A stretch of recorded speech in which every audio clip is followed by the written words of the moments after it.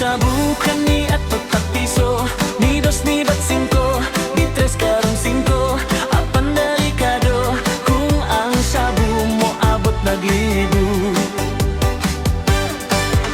Habang ako'y mga amigo na karon, sila na maligyag shabu. Kung imo silang tagdon, kay ang tagad nila hilas na kaayo. Kung hangyoon nimo bisag kuwag 20 digyud pahangyo. Unya karon tan-aawa, asa na sila nagtapok sa istasyon 2.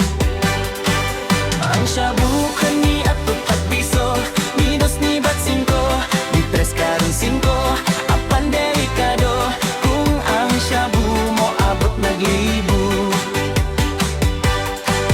Kung manugog gani taperti man kaayo niya nga dugaya, unya enig abot niya kay daghan pa kaayo siya istorya. Henig tunol sa butang tuyi, migoon sa mani.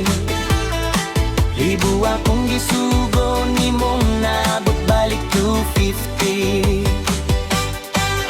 Ang shabu kani at pagpiso, ni dos ni bat cinco, ni tres karon cinco,